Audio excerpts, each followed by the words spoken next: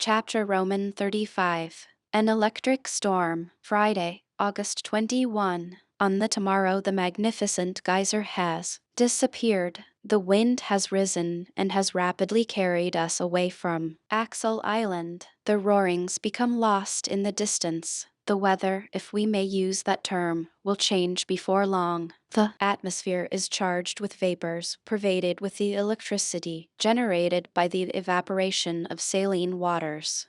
The clouds are sinking lower and assume an olive hue. The electric light can scarcely penetrate through the dense curtain which has dropped over the theater on which the battle of the elements is about to be waged. I feel peculiar sensations, like many creatures on Earth at the approach of violent atmospheric changes. The heavily voluted cumulus clouds lower gloomily and threateningly. They wear that implacable look which I have sometimes noticed at the outbreak of a great storm. The air is heavy, the sea is calm. In the distance the clouds resemble great bales of cotton piled up in picturesque disorder. By degrees they dilate and gain in huge size what they lose in number. Such is their ponderous weight that they cannot rise from the horizon, but, obeying an impulse from higher currents, their dense consistency slowly yields. The gloom upon them deepens, and they soon present to our view a ponderous mass of almost level surface. From time to time a fleecy tuft of mist, with yet some gleaming light left upon it, drops down upon the dense floor of gray and loses itself in the opaque and impenetrable mass. The atmosphere is evidently charged and surcharged with electricity. My whole body is saturated. My hair bristles just as when you stand upon an insulated stool under the action of an electrical machine. It seems to me as if my companions, the moment they touched me, would receive a severe shock like that from an electric eel. At 10 in the morning the symptoms of storm become aggravated. The wind never lulls but to acquire increased strength. The vast bank of heavy clouds is a huge reservoir of fearful windy gusts and rushing storms. I am loth to believe these atmospheric menaces, and yet I cannot help muttering, "Here's some very bad weather coming on." The professor made no answer. His temper is awful, to judge from the working of his features as he sees this vast length of ocean unrolling before him to an indefinite extent. He can only spare time to shrug his shoulders viciously. "There's a heavy storm coming on," I cried, pointing towards the horizon. "Those clouds seem as if they were going to crush the sea." A deep silence falls on all around. The lately roaring winds are hushed into a dead calm. Nature seems to breathe no more and to be sinking into the stillness of death.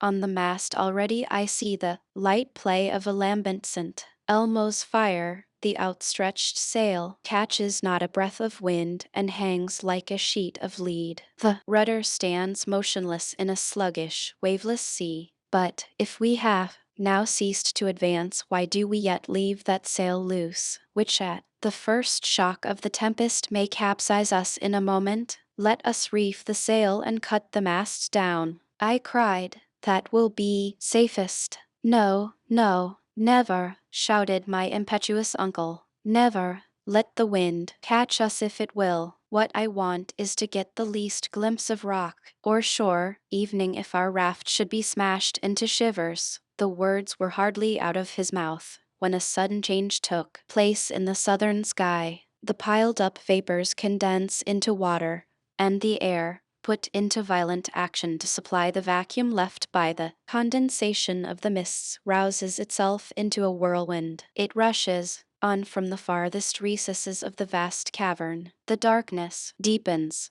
Scarcely can I jot down a few hurried notes. The helm makes a bound. My uncle falls full length. I creep close to him. He has laid a firm hold upon a rope and appears to watch with grim satisfaction this awful display of elemental strife. Hans stirs not, his long hair blown by the pelting storm, and laid flat across his immovable countenance makes him a strange figure, for the end of each lock of loose flowing hair is tipped with little luminous radiations. This frightful mask of electric sparks suggests to me, evening in this dizzy excitement, a comparison with pre-Adamite man, the contemporary of the ichthyosaurus and the megatherium. One rather of the mammoth and the mastodon. The mast yet holds firm.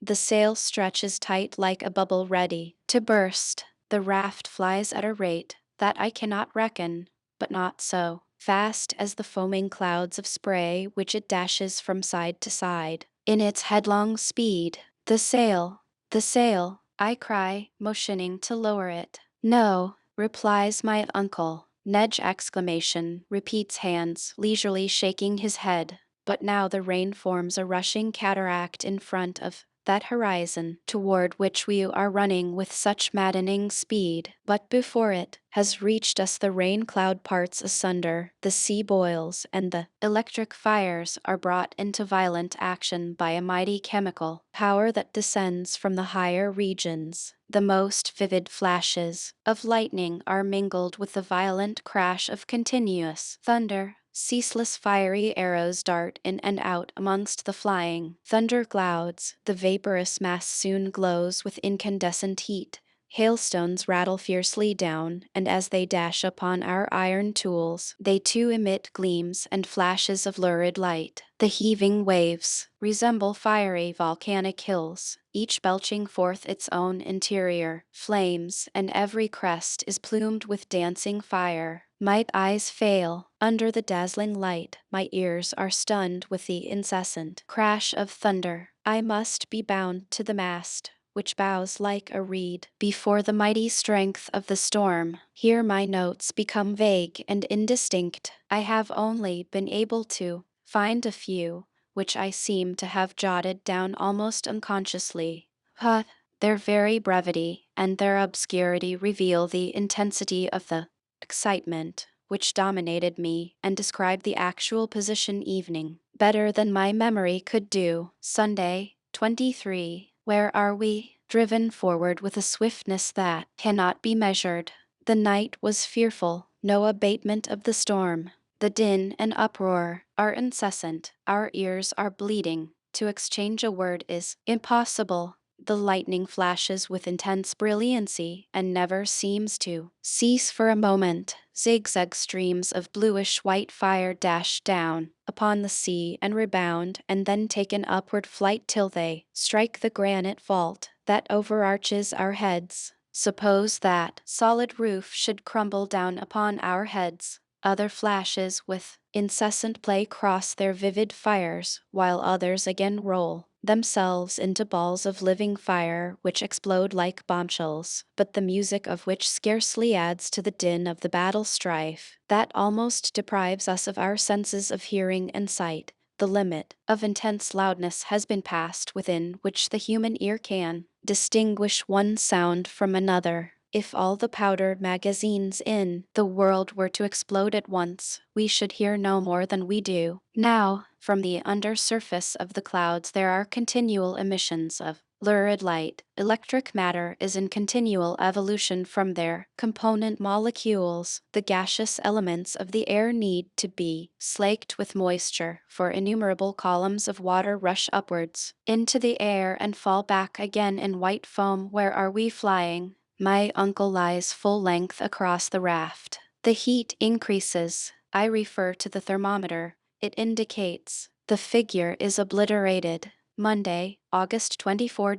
Will there be an end to it? Is the atmospheric condition, having once reached this density, to become final? We are prostrated and worn out with fatigue, but Hans is as usual. The raft bears on still to the southeast. We have made 200 leagues since we left Axel Island. At noon the violence of the storm redoubles. We are obliged to secure, as fast as possible, every article that belongs to our cargo. Each of us is lashed to some part of the raft. The waves rise above our heads. For 3 days we have never been able to make each other hear a word. Our mouths open, our lips move, but not a word can be heard. We cannot even make ourselves heard by approaching our mouth close to the ear. My uncle has drawn nearer to me. He has uttered a few words. They seem to be we are lost, but I am not sure. At last I write down the words, let us lower the sail. He nods his consent. Scarcely has he lifted his head again before a ball of fire has bounded over the waves and lighted on board our raft. Mast and sail flew up in an instant together, and I saw them carried up to prodigious height, resembling in appearance a pterodactyl, one of those strong birds of the infant world. We lay there, our blood running cold with unspeakable terror. The fireball, half of it white, half azure blue, and the size of a 10-inch shell, moved slowly about the raft, but revolving on its own axis with astonishing velocity, as if whipped round by the force of the whirlwind. Here it comes, there it glides, now it is up the ragged stump of the mast, from there it lightly leaps on the provision bag, descends with a light bound, and just skims the powder magazine. Horrible, we shall be blown up, but no, the dazzling disk of mysterious light nimbly leaps aside. It approaches Hans, who fixes his blue eye upon it steadily. It threatens the head of my uncle, who falls upon his knees with his head down to avoid it. And now my turn comes, pale and trembling under the blinding splendor and the melting heat. It drops at my feet, spinning silently round upon the deck. I try to move my foot away, but cannot. A suffocating smell of nitrogen fills the air. It enters the throat. It fills the lungs. We suffer stifling pains. Why am I unable to move my foot? Is it riveted to the planks? Alas, the fall upon our fated raft of this electric globe has magnetized every iron article on board. The instruments, the tools, our guns, are clashing and clanking violently in their collisions with each other. The nails of my boots cling tenaciously to a plate of iron let into the timbers, and I cannot draw my foot away from the spot. At last, by a violent effort, I release myself at the instant when the ball in its gyrations was about to seize upon it and carry me off my feet. Ah, what a flood of intense and dazzling light! The globe has burst, and we are deluged with tongues of fire. Then all the light disappears. I could just see my uncle at full length on the raft, and Hans still at his helm, and spitting fire under the action of the electricity which has saturated him. But where are we going to? Where? Tuesday, August 25. I recover from a long swoon. The storm continues to roar and rage. The lightnings dash here and there, like broods of fiery serpents filling all the air. Are we still under the sea? Yes, we are borne at incalculable speed. We have been carried under England, under the Channel, under France, perhaps under the whole of Europe. A fresh noise is heard. Surely it is the sea breaking upon the rocks. But then, Chapter Roman 36. Calm philosophic discussions. Here I end what I may call my log, happily saved from the wreck, and I resume my narrative as before. What happened when the raft was dashed upon the rocks is more than I can tell. I felt myself hurled into the waves, and if I escaped from death, and if my body was not torn over the sharp edges of the rocks, it was because the powerful arm of Hans came to my rescue. The brave Icelander carried me out of the reach of the waves, over a burning sand, where I found myself by the side of my uncle. Then he returned to the rocks, against which the furious waves were beating, to save what he could. I was unable to speak. I was shattered with fatigue and excitement. I wanted a whole hour to recover evening a little, but a deluge of rain was still falling, though with that violence which generally denotes the near cessation of a storm. A few overhanging rocks afforded us some shelter from the storm. Hans prepared some food, which I could not touch, and each of us, exhausted with 3 sleepless nights, fell into a broken and painful sleep. The next day the weather was splendid. The sky and the sea had sunk into sudden repose. Every trace of the awful storm had disappeared. The exhilarating voice of the professor fell upon my ears as I awoke. He was ominously cheerful. "Well, my boy," he cried, "have you slept well?" Would not anyone have thought that we were still in our cheerful little house on the Nigstress, and that I was only just coming down to breakfast, and that I was to be married to Gruben that day? Alas! If the tempest had but sent the raft a little more east, we should have passed under Germany, under my beloved town of Hamburg, under the very street where dwelt all that I loved most in the world. Then only 40 leagues would have separated us, but they were 40 leagues perpendicular of solid granite wall, and in reality we were 1,000 leagues asunder. All these painful reflections rapidly crossed my mind before I could answer my uncle's question. "Well, now," he repeated, "won't you tell me how you have slept?" "Oh, very well," I said. "I am only a little knocked up, but I shall soon be better." "Oh," says my uncle, "that's nothing to signify. You are only a little bit tired.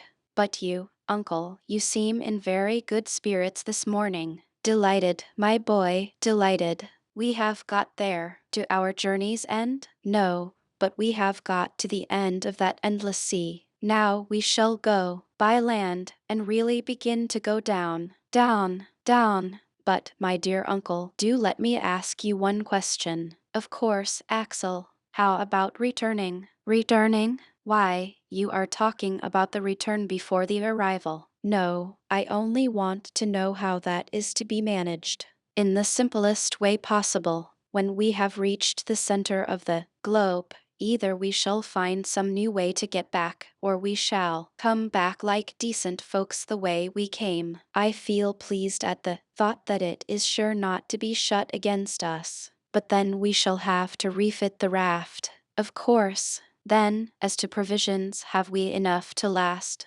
"Yes, to be sure we have. Hans is a clever fellow, and I am sure he must have saved a large part of our cargo. But still let us go and make sure." We left this grotto which lay open to every wind. At the same time I cherished a trembling hope, which was a fear as well. It seemed to me impossible that the terrible wreck of the raft should not have destroyed everything on board. On my arrival on the shore I found Hans surrounded by an assemblage of articles all arranged in good order. My uncle shook hands with him with a lively gratitude. This man, with almost superhuman devotion, had been at work all the while that we were asleep, and had saved the most precious of the articles at the risk of his life. Not that we had suffered no losses, for instance, our firearms, but we may do without them. Our stock of powder had remained uninjured, after having risked blowing up during the storm. "Well," cried the professor, "as we have no guns we cannot hunt, that's all." "Yes, but how about the instruments?" "Here is the aneroid, the most useful of all, and for which I would have given all the others. By means of it I can calculate the depth, and know when we have reached the center. Without it we may very likely go beyond, and come out at the antipodes." Such high spirits as these were rather too strong. "But where is the compass?" I asked. "Here it is upon this rock in perfect condition, as well as the thermometers and the chronometer. The hunter is a splendid fellow." There was no denying it. We had all our instruments. As for tools and appliances, there they all lay on the ground: ladders, ropes, picks, spades, etc. Still there was the question of provisions to be settled, and I asked, "How are we off for provisions?" The boxes containing these were in a line upon the shore, in a perfect state of preservation. For the most part the sea had spared them, and what with biscuits, salt meat, spirits, and salt fish, we may reckon on 4 months' supply. 4 months, cried the professor. We have time to go and to return, and with what is left I will give a grand dinner to my friends at the Johannam. I ought by this time to have been quite accustomed to my uncle's ways, yet there was always something fresh about him to astonish me. "Now," said he, we will replenish our supply of water with the rain, which the storm has left in all these granite basins. Therefore we shall have no reason to fear anything from thirst. As for the raft, I will recommend Hans to do his best to repair it, although I don't expect it will be of any further use to us." "How so?" I cried. "An idea of my own, my lad. I don't think we shall come out by the way that we went in." I stared at the professor with a good deal of mistrust. I asked, was he not touched in the brain? And yet there was method in his madness. "And now let us go to breakfast," said he. I followed him to a headland, after he had given his instructions to the hunter. Their preserved meat, biscuit, and tea made us an excellent meal, one of the best I ever remember. Hunger, the fresh air, the calm, quiet weather after the commotions we had gone through, all contributed to give me a good appetite. Whilst breakfasting, I took the opportunity to put to my uncle the question where we were now. "That seems to me," I said, "rather difficult to make out." "Yes, it is difficult," he said, "to calculate exactly, perhaps evening. Impossible, since during these 3 stormy days I have been unable to keep any account of the rate or direction of the raft. But still, we may get an approximation." The last observation I remarked was made on the island when the geyser was. "You mean Axel Island. Don't decline the honor of having given your name to the first island ever discovered in the central parts of the globe." "Well," said I, "let it be Axel Island." Then we had cleared 270 leagues of sea, and we were 600 leagues from Iceland. "Very well," answered my uncle, "let us start from that point and count 4 days' storm, during which our rate cannot have been less than 80 leagues in the 24 hours. "That is right, and this would make 300 leagues more." "Yes, and the Liedenbrock Sea would be 600 leagues from shore to shore." "Surely, Axel, it may vie in size with the Mediterranean itself." "Especially," I replied, "if it happens that we have only crossed it in its narrowest part. And it is a curious circumstance," I added, "that if my computations are right, and we are 900 leagues from Reykjavik, we have now the Mediterranean above our head. That is a good long way, my friend, but whether we are under Turkey or the Atlantic depends very much upon the question in what direction we have been moving. Perhaps we have deviated." "No, I think not. Our course has been the same all along, and I believe this shore is southeast of Port Gruben." "Well," replied my uncle, "we may easily ascertain this by consulting the compass. Let us go and see what it says." The professor moved towards the rock upon which Hans had laid down the instruments. He was gay and full of spirits. He rubbed his hands, he studied his attitudes. I followed him, curious to know if I was right in my estimate. As soon as we had arrived at the rock, my uncle took the compass, laid it horizontally, and questioned the needle, which, after a few oscillations, soon assumed a fixed position. My uncle looked and looked and looked again. He rubbed his eyes, and then turned to me thunderstruck with some unexpected discovery. "What is the matter?" I asked. He motioned to me to look. An exclamation of astonishment burst from me. The north pole of the needle was turned to what we supposed to be the south. It pointed to the shore instead of to the open sea. I shook the box, examined it again. It was in perfect condition. In whatever position I placed the box, the needle pertinaciously returned to this unexpected quarter. Chapter Roman 37. The Liedenbrock Museum of Geology. How shall I describe the strange series of passions which in succession shook the breast of Professor Liedenbrock? First, stupefaction, then incredulity, lastly a downright burst of rage. Never had I seen the man so put out of countenance and so disturbed. The fatigues of our passage across, the dangers met, had all to be begun over again. We had gone backwards instead of forwards, but my uncle rapidly recovered himself. "Aha! Will fate play tricks upon me?" Will the elements lay plots against me? Shall fire, air, and water make a combined attack against me? Well, they shall know what a determined man can do. I will not yield. I will not stir a single foot backwards, and it will be seen whether man or nature is to have the upper hand. Erect upon the rock, angry and threatening, Otto Liedenbrock was a rather grotesque, fierce parody upon the fierce Achilles defying the lightning. But I thought it my duty to interpose and attempt to lay some restraint upon this unmeasured fanaticism. Just listen to me, I said firmly. Ambition must have a limit somewhere. We cannot perform impossibilities. We are not at all fit for another sea voyage.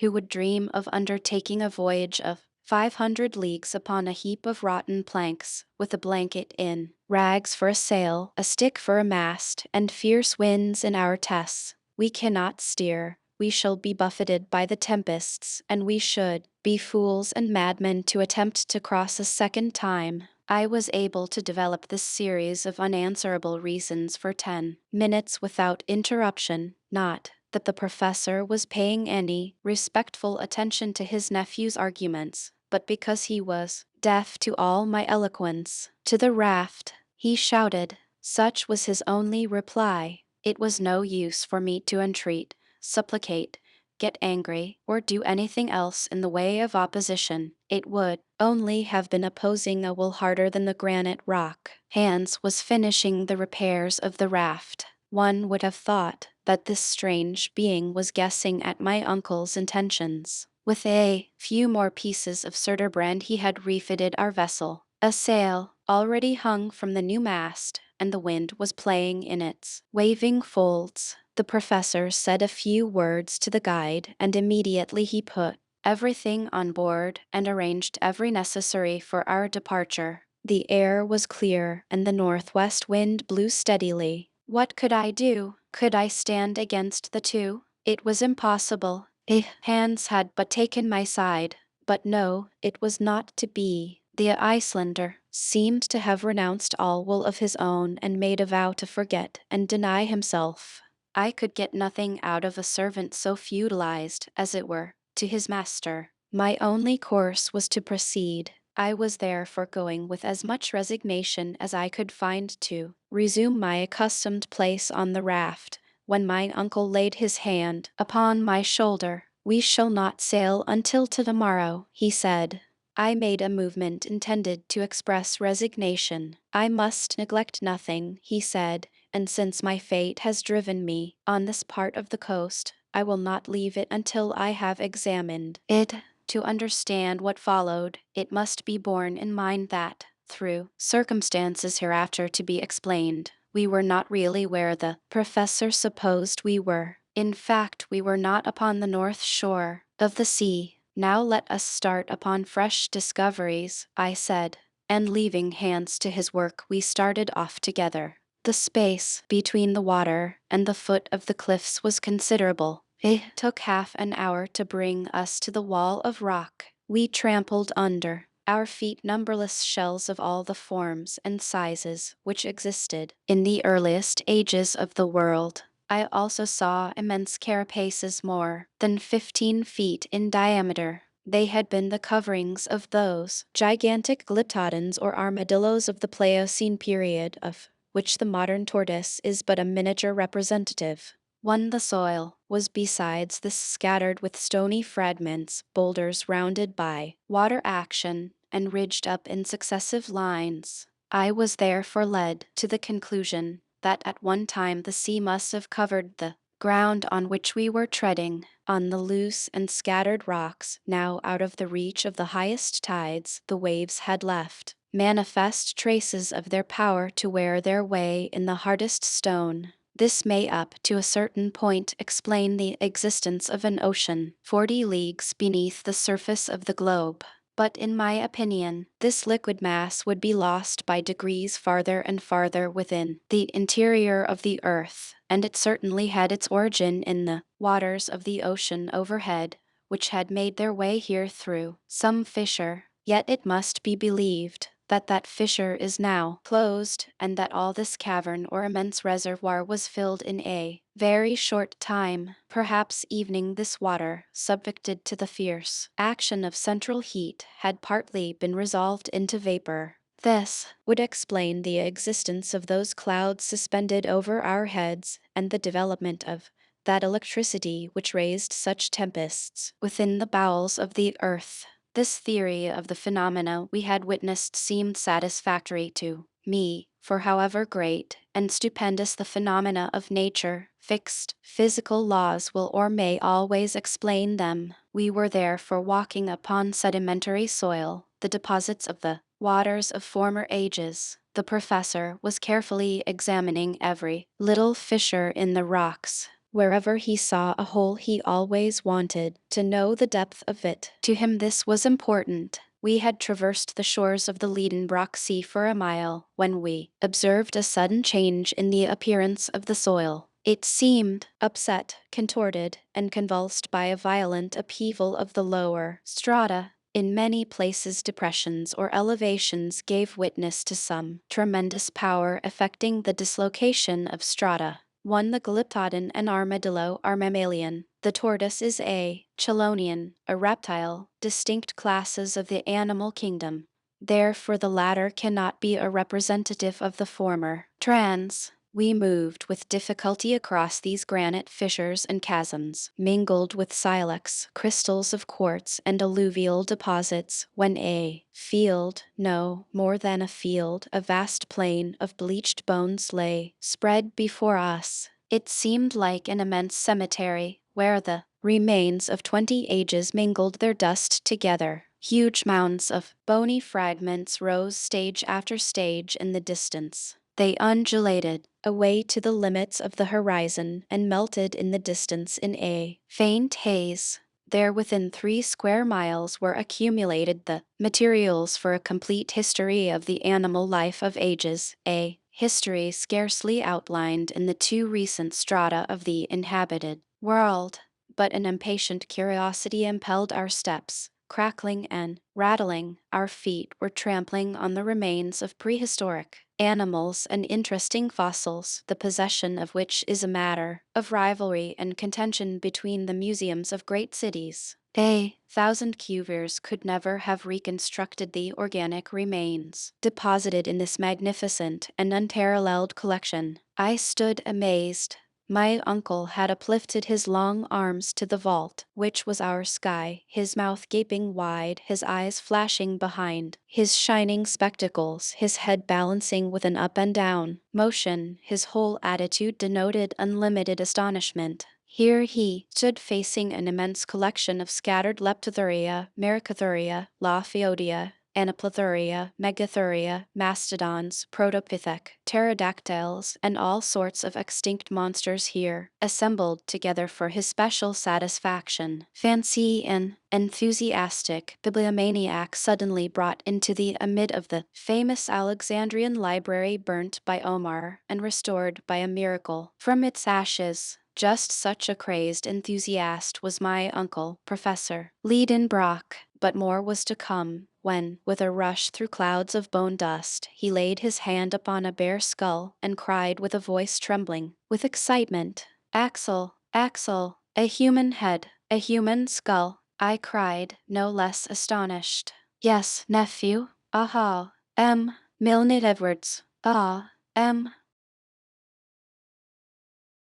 Chapter Roman 38. The professor in his chair again. To understand this apostrophe of my uncle's, made to absent French savants, it will be necessary to allude to an event of high importance in a paleontological point of view, which had occurred a little while before our departure. On the 28th of March, 1863, some excavators working under the direction of M. Boucher de Perths in the stone quarries of Moulin Quignon, near Abbeville, in the department of Somme, found a human jawbone 14 feet beneath the surface. It was the first fossil of this nature that had ever been brought to light. Not far distant were found stone hatchets and flint arrowheads stained and encased by lapse of time with a uniform coat of rust. The noise of this discovery was very great, not in France alone, but in England and in Germany. Several savants of the French Institute, and amongst them MM.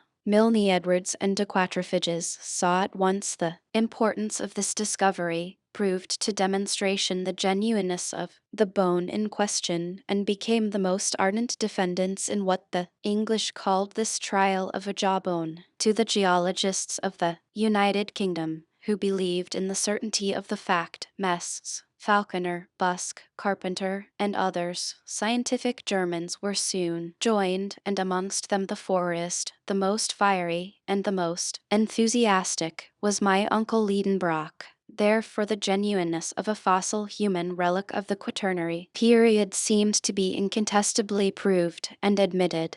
It is true that this theory met with a most obstinate opponent in M. Elie de Beaumont. This high authority maintained that the soil of Moulin-Quignon was not diluvial at all, but was of much more recent formation, and agreeing in that with Cuvier, he refused to admit that the human species could be contemporary with the animals of the Quaternary period. My uncle Liedenbrock, along with the great body of the geologists, had maintained his ground, disputed and argued, until M. Elie de Beaumont stood almost alone in his opinion. We knew all these details, but we were not aware that since our departure the question had advanced to farther stages. Other similar maxillaries, though belonging to individuals of various types and different nations, were found in the loose gray soil of certain grottos in France, Switzerland, and Belgium, as well as weapons, tools, earthen utensils, bones of children and adults. The existence, therefore, of man in the Quaternary period seemed to become daily more certain. Nor was this all. Fresh discoveries of remains in the Pliocene formation had emboldened other geologists to refer back the human species to a higher antiquity still. It is true that these remains were not human bones, but objects bearing the traces of his handiwork, such as fossil leg bones of animals, sculptured and carved, evidently by the hand of man. Thus, at one bound, the record of the existence of man receded far back into the history of the ages past. He was a predecessor of the mastodon. He was a contemporary of the southern elephant. He lived 100,000 years ago, when, according to geologists, the Pliocene formation was in progress. Such then was the state of paleontological science, and what we knew of it was sufficient to explain our behavior in the presence of this stupendous Golgotha. Any one may now understand the frenzied excitement of my uncle when, 20 yards farther on, he found himself face to face with a primitive man. It was a perfectly recognizable human body, had some particular soil, like that of the cemetery St. Michel at Bordeaux, preserved it thus for so many ages. It may be so, but this dried corpse with its parchment-like skin drawn tightly over the bony frame, the limbs still preserving their shape, sound teeth, abundant hair and finger, and toe-nails of frightful length, this desiccated mummy startled us by appearing just as it had lived countless ages ago. I stood mute before this apparition of remote antiquity. Mine uncle, usually so garrulous, was struck dumb likewise. We raised the body. We stood it up against a rock. It seemed to stare at us out of its empty orbits. We sounded with our knuckles his hollow frame. After some moments' silence the professor was himself again. Otto Liedenbrock, yielding to his nature, forgot all the circumstances of our eventful journey, forgot where we were standing, forgot the vaulted cavern which contained us. No doubt he was in mind back again in his Johannum, holding forth to his pupils, for he assumed his learned air, and addressing himself to an imaginary audience, he proceeded thus: Gentlemen, I have the honor to introduce to you a man of the Quaternary or post-tertiary system. Eminent geologists have denied his existence. Others no less eminent have affirmed it. The St. Thomases of paleontology, if they were here, may now touch him with their fingers and would be obliged to acknowledge their error. I am quite aware that science has to be on its guard with discoveries of this kind. I know what capital enterprising individuals like Barnum have made out of fossil men. I have heard the tale of the Nepan of Ajax, the pretended body of Orsts claimed to have been found by the Spartans, and of the body of Asterius, 10 cubits long, of which Pausanias speaks. I have read the reports of the skeleton of Trapani, found in the 14th century, and which was at the time identified as that of Polyphemus, and the history of the giant unearthed in the 16th century near Palermo. You know as well as I do, gentlemen, the analysis made at Lucerne in 1577 of those huge bones which the celebrated Dr. Felix Plater affirmed to be those of a giant 19 feet high.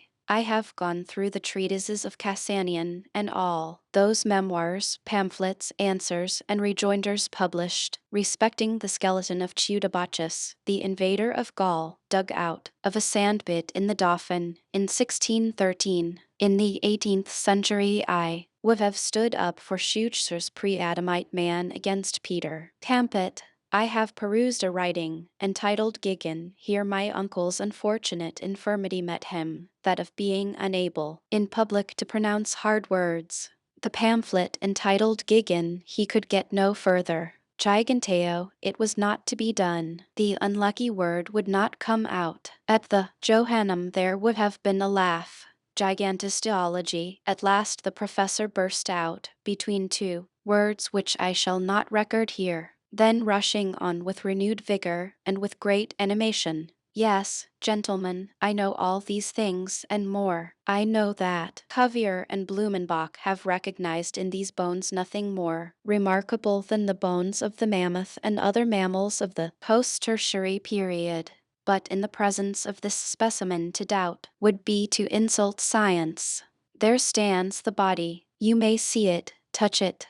It is not a mere skeleton, it is an entire body, preserved for a purely anthropological end and purpose. I was good enough not to contradict this startling assertion. If I could only wash it in a solution of sulfuric acid, pursued my uncle, I should be able to clear it from all the earthy particles and the shells which are encrusted about it. But I do not possess that valuable solvent. Yet, such as it is, the body shall tell us its own wonderful story. Here the professor laid hold of the fossil skeleton and handled it with the skill of a dexterous showman. You see, he said, that it is not 6 feet long, and that we are still separated by a long interval from the pretended race of giants. As for the family to which it belongs, it is evidently Caucasian.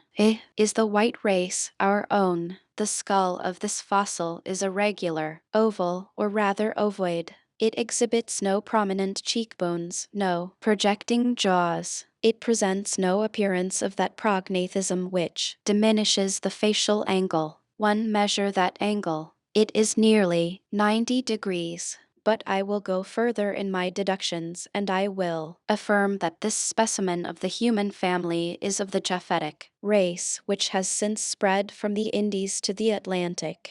Don't smile, gentlemen. Nobody was smiling, but the learned professor was frequently disturbed by the broad smiles provoked by his learned eccentricities. Yes, he pursued with animation, this is a fossil man, the contemporary of the mastodons whose remains fill this amphitheater. But if you ask me how he came there, how those strata on which he lay slipped down into this enormous hollow in the globe, I confess I cannot answer that question. No doubt in the post-tertiary period, considerable commotions were still disturbing the crust of the earth. The long-continued cooling of the globe produced chasms, fissures, clefts, and faults, into which, very probably, portions of the upper earth may have fallen. I make no rash assertions, but there is the man surrounded by his own works, by hatchets, by flint arrowheads, which are the characteristics of the Stone Age. And unless he came here, like myself, as a tourist on a visit and as a pioneer of science, I can entertain no doubt of the authenticity of his remote origin. 1. The facial angle is formed by 2 lines, one touching the brow and the front tess, the other from the orifice of the ear to the lower line of the nostrils. The greater this angle, the higher intelligence denoted by the formation of the skull. Prognathism is that projection of the jawbones which sharpens or lessens this angle, and which is illustrated in the Negro countenance and in the lowest savages. The professor ceased to speak, and the audience broke out into loud and unanimous applause. For of course my uncle was right, and wiser men than his nephew would have had some trouble to refute his statements. Another remarkable thing, this fossil body was not the only one in this immense catacomb. We came upon other bodies at every step amongst this mortal dust, and my uncle may select the most curious of these specimens to demolish the incredulity of skeptics. In fact, it was a wonderful spectacle, that of these generations of men and animals commingled in a common cemetery. Then one very serious question arose soon, which we scarcely dared to suggest. Had all those creatures slided through a great fissure in the crust of the earth, down to the shores of the Liedenbrock Sea, when they were dead and turning to dust, or had they lived and grown and died here in this subterranean world under a false sky, just like inhabitants of the upper earth? Until the present time we had seen alive only marine monsters and fishes. Chapter Roman 39. Forest scenery illuminated by electricity. For another half hour we trod upon a pavement of bones. We pushed on, impelled by our burning curiosity. What other marvels did this cavern contain? What new treasures lay here for science to unfold? I was prepared for any surprise. My imagination was ready for any astonishment, however astounding. We had long lost sight of the seashore behind the hills of bones. The rash professor, careless of losing his way, hurried me forward. We advanced in silence, bathed in luminous electric fluid. By some phenomenon, which I am unable to explain, it lighted up all sides of every object equally. Such was its diffusiveness, there being no central point from which the light emanated, that shadows no longer existed. You may have thought yourself under the rays of a vertical sun in a tropical region at noonday and the height of summer. No, vapor was visible. The rocks, the distant mountains, a few isolated clumps of forest trees in the distance presented a weird and wonderful aspect under these totally new conditions of a universal diffusion of light. We were like Hoffman's shadowless man. After walking a mile, we reached the outskirts of a vast forest, but not one of those forests of fungi which bordered Port Gruben. Here was the vegetation of the Tertiary period in its fullest blaze of magnificence. Tall palms belonging to species no longer living, splendid pomicites, firs, yews, cypress trees, thujas, representatives of the conifers, were linked together by a tangled network of long climbing plants. A soft carpet of moss and hepaticas luxuriously clothed the soil. A few sparkling streams ran almost in silence under what would have been the shade of the trees, but that there was no shadow. On their banks grew tree ferns similar to those we grow in hothouses. But a remarkable feature was the total absence of color in all those trees, shrubs, and plants growing without the life-giving heat and light of the sun. Everything seemed mixed up and confounded in one uniform silver-gray or light brown tint like that of fading and faded leaves. Not a green leaf anywhere, and the flowers, which were abundant enough in the Tertiary period, which first gave birth to flowers, looked like brown paper flowers, without color or scent. My uncle Liedenbrock ventured to penetrate under this colossal grove. I followed him, not without fear. Since nature had here provided vegetable nourishment, why should not the terrible mammals be there, too? I perceived in the broad clearings left by fallen trees, decayed with age, leguminose plants, acerine, rubus, and many other eatable shrubs, dear to ruminant animals at every period. Then I observed, mingled together in confusion, trees of countries far apart on the surface of the globe.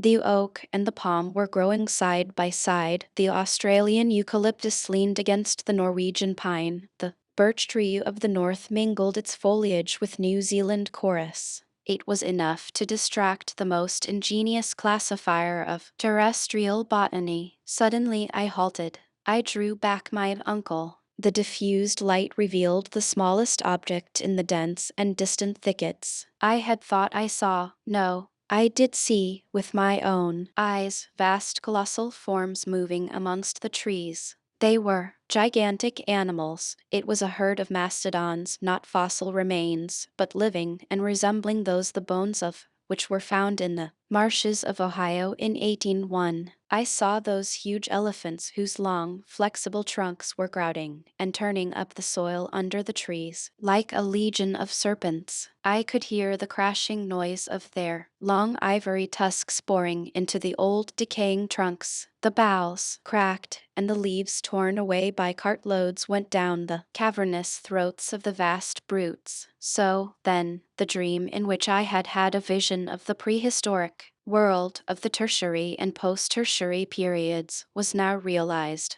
and there we were alone, in the bowels of the earth, at the mercy of its wild inhabitants. My uncle was gazing with intense and eager interest. "Come on," said he, seizing my arm. "Forward, forward." "No, I will not," I cried. "We have no firearms. What could we do in the amid of a herd of these four-footed giants? Come away, uncle, come." No human being may with safety dare the anger of these monstrous beasts. "No human creature," replied my uncle in a lower voice. "You are wrong, Axel. Look down there. I fancy I see a living creature, similar to ourselves. It is a man." I looked, shaking my head incredulously.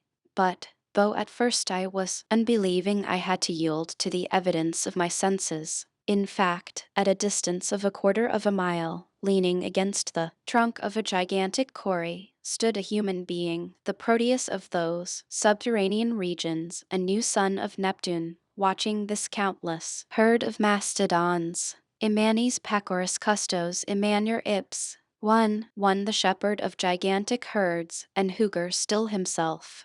Yes, truly, Huger still himself. It was no longer a fossil being like him whose dried remains we had easily lifted up in the field of bones. It was a giant able to control those monsters. In stature he was at least 12 feet high. His head, huge and unshapely as a buffalo's, was half hidden in the thick and tangled growth of his unkempt hair. It most resembled the mane of the primitive elephant. In his hand he wielded with ease an enormous bow, a staff worthy of this shepherd of the geologic period. We stood petrified and speechless with amazement. "But he may see. Thus, we must fly. Come, do come," I said to my uncle, who for once allowed himself to be persuaded. In another quarter of an hour our nimble heels had carried us beyond the reach of this horrible monster. And yet, now that I can reflect quietly, now that my spirit has grown calm again, now that months have slipped by since this strange and supernatural meeting, what am I to think? What am I to believe? I must conclude that it was impossible, that our senses had been deceived, that our eyes did not see what we supposed they saw. No human being lives in this subterranean world. No generation of men dwells in those inferior caverns of the globe, unknown to and unconnected with the inhabitants of its surface. It is absurd to believe it. I had rather admit that it may have been some animal whose structure resembled the human, some ape or baboon of the early geological ages, some Protopitheca or some Mesopithica, some early or middle ape-like, that discovered by Mr. Wartet in the bone cave of Sansau. But this creature surpassed in stature all the measurements known in modern paleontology. But that a man, a living man, and therefore whole generations doubtless besides, should be buried there in the bowels of the earth, is impossible. However, we had left behind us the luminous forest, dumb with astonishment, overwhelmed and struck down with a terror which amounted to stupefaction. We kept running on for fear the horrible monster may be on our track. It was a flight, a fall, like that fearful pulling and dragging which is peculiar to nightmare. Instinctively we got back to the Liedenbrock Sea, and I cannot say into what vagaries my mind would not have carried me but for a circumstance which brought me back to practical matters, although I was certain that we were now treading upon a soil not hitherto touched by our feet. I often perceived groups of rocks which reminded me of those about Port Gruben. Besides, this seemed to confirm the indications of the needle and to show that we had, against our will, returned to the north of the Liedenbrock Sea. Occasionally we felt quite convinced. Brooks and waterfalls were tumbling everywhere from the projections in the rocks. I thought I recognized the bed of Söderbrand, our faithful Hansbach, and the grotto in which I had recovered life and consciousness. Then a few paces farther on, the arrangement of the cliffs, the appearance of an unrecognized stream, or the strange outline of a rock, came to throw me again into doubt. I communicated my doubts to mine uncle. Like myself, he hesitated.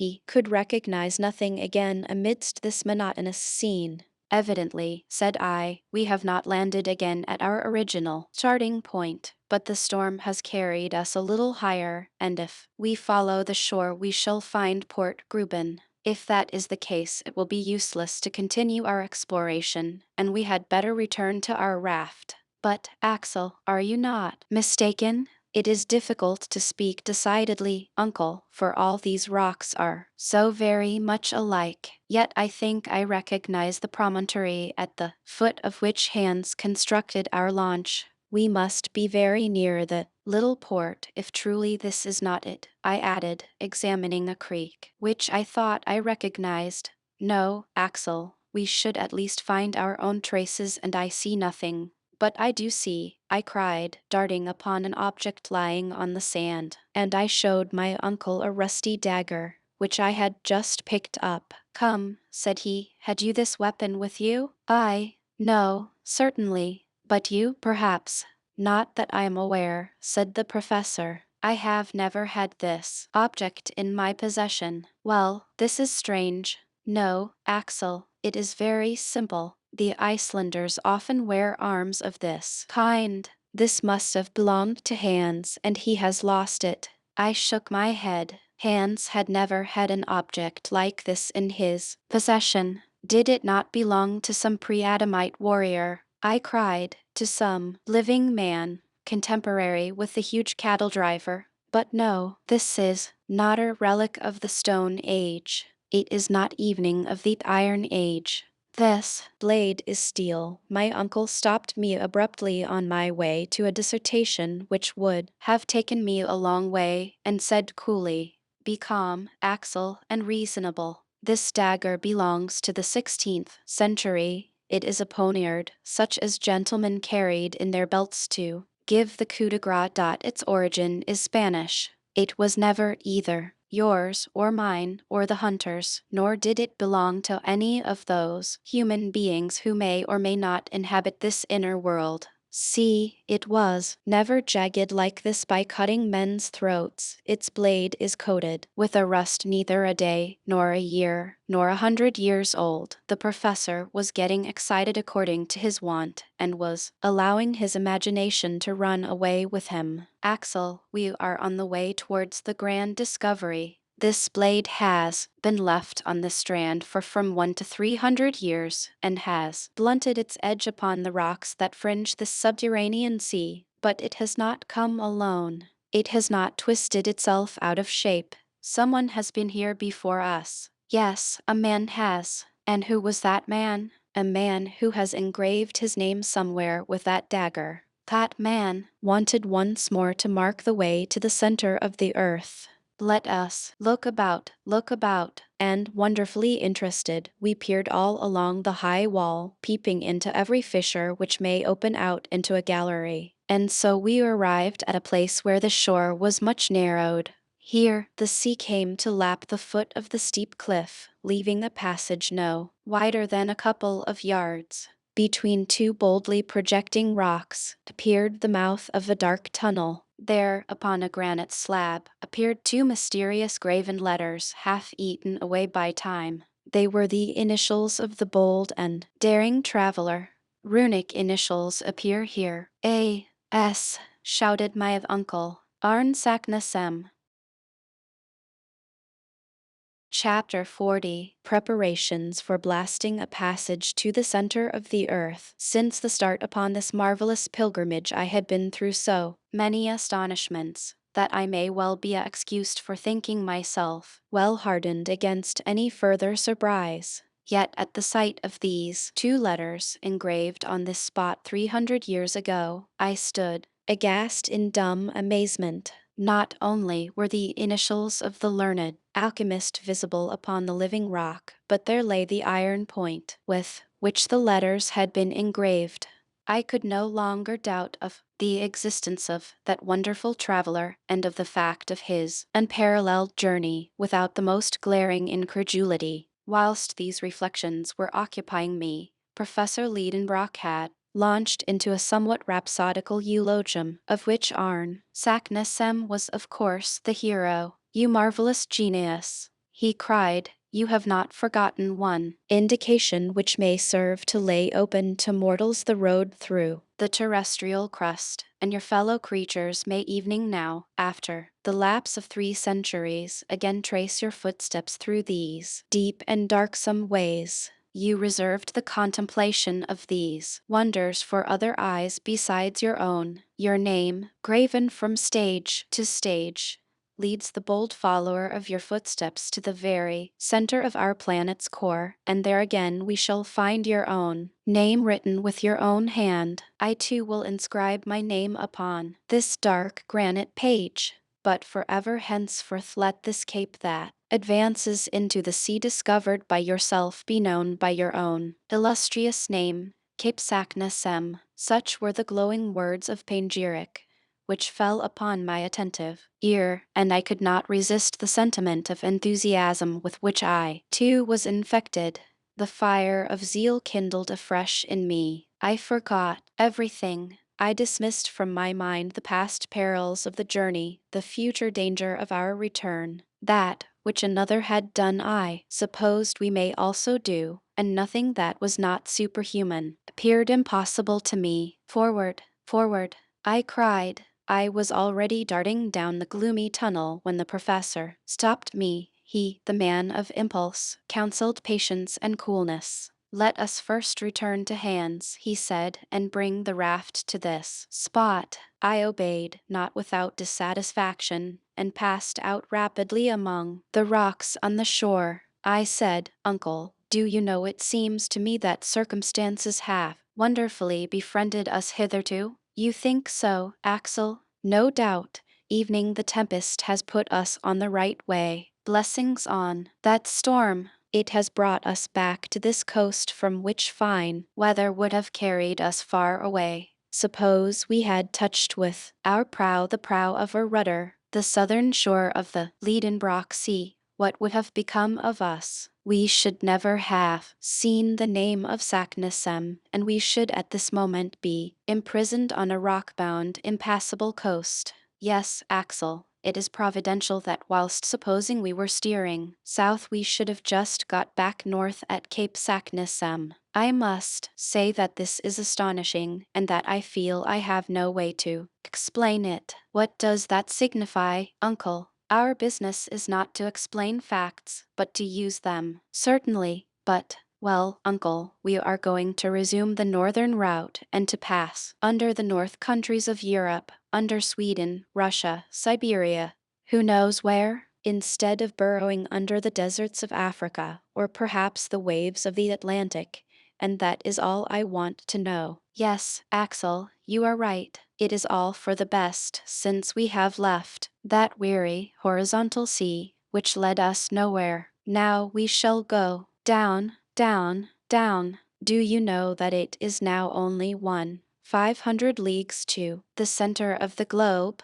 "Is that all?" I cried. "Why, that's nothing. Let us start, march." All this crazy talk was going on still when we met the hunter, Everything was made ready for our instant departure. Every bit of cordage was put on board. We took our places, and with our sail set, hands steered us along the coast to Cape Saknussemm. The wind was unfavorable to a species of launch not calculated for shallow water. In many places we were obliged to push ourselves along with iron-pointed sticks. Often the sunken rocks just beneath the surface obliged us to deviate from our straight course. At last, after 3 hours sailing, about 6 in the evening we reached a place suitable for our landing. I jumped ashore, followed by my uncle and the Icelander. This short passage had not served to cool my ardor. On the contrary, I evening proposed to burn our ship to prevent the possibility of return. But my uncle would not consent to that. I thought him singularly lukewarm. At least, I said, don't let us lose a minute. Yes, yes, lad, he replied, but first let us examine this new gallery to see if we shall require our ladders. My uncle put his room course apparatus in action. The raft moored to the shore was left alone. The mouth of the tunnel was not 20 yards from us, and our party, with myself at the head, made for it without a moment's delay. The aperture, which was almost round, was about 5 feet in diameter. The dark passage was cut out in the live rock and lined with a coat of the eruptive matter which formerly issued from it. The interior was level with the ground outside, so that we were able to enter without difficulty. We were following a horizontal plane, when, only 6 paces in, our progress was interrupted by an enormous block just across our way. "Accursed rock!" I cried in a passion, finding myself suddenly confronted by an impassable obstacle. Right and left we searched in vain for a way, up and down, side to side. There was no getting any farther. I felt fearfully disappointed, and I would not admit that the obstacle was final. I stopped. I looked underneath the block. No opening. Above, granite. Still, Hans passed his lamp over every portion of the barrier in vain. We must give up all hope of passing it. I sat down in despair. My uncle strode from side to side in the narrow passage. But how was it with Saknussemm? I cried. Yes, said my uncle. Was he stopped by this stone barrier? No, no, I replied with animation. This fragment of rock has been shaken down by some shock or convulsion, or by one of those magnetic storms which agitate these regions, and has blocked up the passage which lay open to him. Many years have elapsed since the return of Saknussemm to the surface and the fall of this huge fragment. Is it not evident that this gallery was once the way open to the course of the lava, and that at that time there must have been a free passage? See, here are recent fissures grooving and channeling the granite roof. This roof itself is formed of fragments of rock carried down of enormous stones, as if by some giant's hand, but at one time the expulsive force was greater than usual, and this block, like the falling keystone of a ruined arch, has slipped down to the ground and blocked up the way. It is only an accidental obstruction, not met by Saknussemm, and if we don't destroy it we shall be unworthy to reach the center of the earth. Such was my sentence. The soul of the professor had passed into me. The genius of discovery possessed me wholly. I forgot the past. I scorned the future. I gave not a thought to the things of the surface of this globe into which I had dived. Its cities and its sunny plains, Hamburg and the Nixstrasse, evening poor Gruben, who must have given us up for lost. All were for the time dismissed from the pages of my memory. Well, cried my uncle, let us make away with our pickaxes. Too hard for the pickaxe. Well, then, the spade. That would take us too long. What, then? Why, gunpowder, to be sure. Let us mine the obstacle and blow it up. Oh, yes, it is only a bit of rock to blast. Hands, to work, cried my uncle. The Icelander returned to the raft, and soon came back with an iron bar, which he made use of to bore a hole for the charge. This was no easy work. A hole was to be made large enough to hold 50 pounds of guncotton, whose expansive force is 4 times that of gunpowder. I was terribly excited. Whilst Hans was at work, I was actively helping my uncle to prepare a slow match of wetted powder encased in linen. This will do it, I said. It will, replied my uncle. By midnight, our mining preparations were over. The charge was rammed into the hole, and the slow match uncoiled along the gallery showed its end outside the opening. A spark would now develop the whole of our preparations into activity. To tomorrow, said the professor. Chapter Roman 41. The Great Explosion and the Rush Down Below. The next day, Thursday, August 27, is a well-remembered date in our subterranean journey. It never returns to my memory without sending through me a shudder of horror and a palpitation of the heart. From that hour we had no further occasion for the exercise of reason, or judgment, or skill, or contrivance. We were henceforth to be hurled along the playthings of the fierce elements of the deep. At 6 we were afoot. The moment drew near to clear a way by blasting through the opposing mass of granite. I begged for the honor of lighting the fuse. This duty done, I was to join my companions on the raft, which had not yet been unloaded. We should then push off as far as we could and avoid the dangers arising from the explosion, the effects of which were not likely to be confined to the rock itself. The fuse was calculated to burn 10 minutes before setting fire to the mine. I therefore had sufficient time to get away to the raft. I prepared to fulfill my task with some anxiety. After a hasty meal, my uncle and the hunter embarked whilst I remained on shore. I was supplied with a lighted lantern to set fire to the fuse. Now go, said my uncle, and return immediately to us. Don't be uneasy, I replied. I will not play by the way. I immediately proceeded to the mouth of the tunnel. I opened my lantern. I laid hold of the end of the match. The professor stood, chronometer in hand. Ready, he cried. Fire. I instantly plunged the end of the fuse into the lantern. It spluttered and flamed, and I ran at the top of my speed to the raft. Come on board quickly, and let us push off. Hans, with a vigorous thrust, sent us from the shore. The raft shot 20 fathoms out to sea. It was a moment of intense excitement. The professor was watching the hand of the chronometer. 5 minutes more, he said. 4, 3, my pulse beat half seconds. 2, 1, down, granite rocks, down with you. What took place at that moment? I believe I did not hear the dull roar of the explosion, but the rocks suddenly assumed a new arrangement. They rent asunder like a curtain. I saw a bottomless pit open on the shore. The sea, lashed into sudden fury, rose up in an enormous billow, on the ridge of which the unhappy raft was uplifted bodily in the air with all its crew and cargo. We all 3 fell down flat. In less than a second we were in deep, unfathomable darkness. Then I felt as if not only myself but the raft also had no support beneath.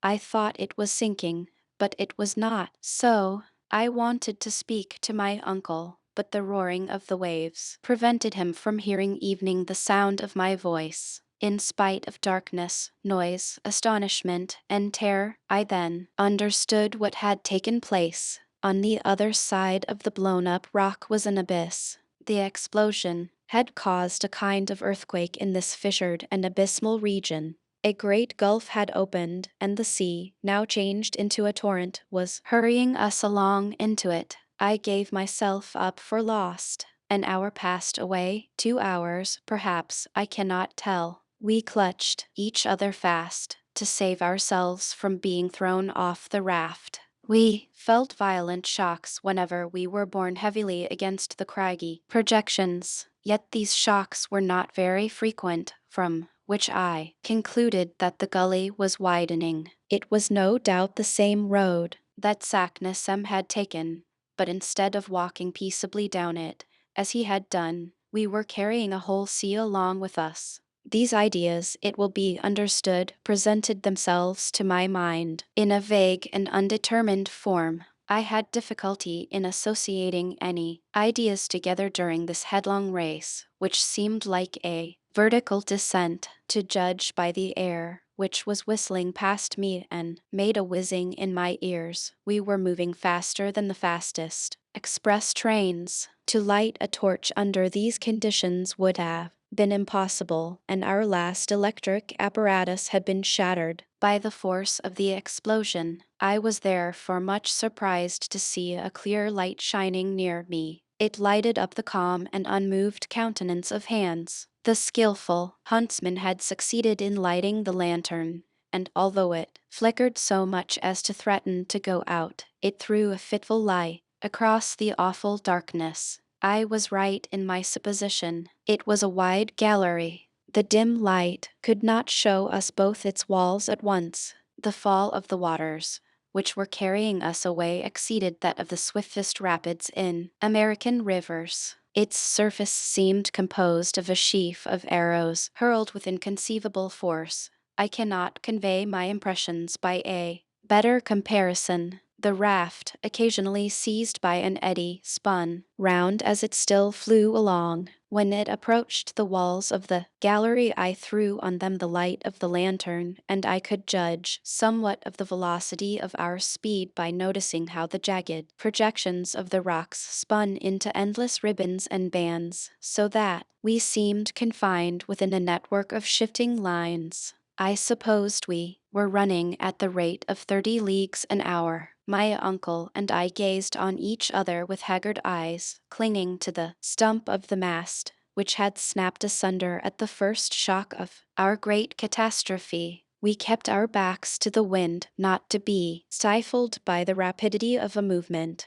which no human power could check. Hours passed away. No change in our situation, but a discovery came to complicate matters and make them worse. In seeking to put our cargo into somewhat better order, I found that the greater part of the articles embarked had disappeared at the moment of the explosion, when the sea broke in upon us with such violence. I wanted to know exactly what we had saved, and with the lantern in my hand I began my examination of our instruments. None were saved but the compass and the chronometer. Our stock of ropes and ladders was reduced to the bit of cord rolled round the stump of the mast. Not a spade, not a pickaxe, not a hammer was left us, and irreparable disaster. We had only one day's provisions left. I searched every nook and corner, every crack and cranny in the raft. There was nothing. Our provisions were reduced to one bit of salt, meat, and a few biscuits. I stared at our failing supplies stupidly. I refused to take in the gravity of our loss. And yet what was the use of troubling myself? If we had had provisions enough for months, how could we get out of the abyss into which we were being hurled by an irresistible torrent? Why should we fear the horrors of famine when death was swooping down upon us in a multitude of other forms? Would there be time left to die of starvation? Yet by an inexplicable play of the imagination I forgot my present dangers to contemplate the threatening future. Was there any chance of escaping from the fury of this impetuous torrent and of returning to the surface of the globe? I could not form the slightest conjecture how or when, but one chance in 1,000 or 10,000 is still a chance, whilst death from starvation would leave us not the smallest hope in the world. The thought came into my mind to declare the whole truth to my uncle, to show him the dreadful straits to which we were reduced, and to calculate how long we may yet expect to live. But I had the courage to preserve silence. I wished to leave him cool and self-possessed. At that moment the light from our lantern began to sink by little, and then went out entirely. The wick had burnt itself out. Black night reigned again, and there was no hope left of being able to dissipate the palpable darkness. We had yet a torch left, but we could not have kept it alight. Then, Like a child, I closed my eyes firmly, not to see the darkness. After a considerable lapse of time, our speed redoubled. I could perceive it by the sharpness of the currents that blew past my face.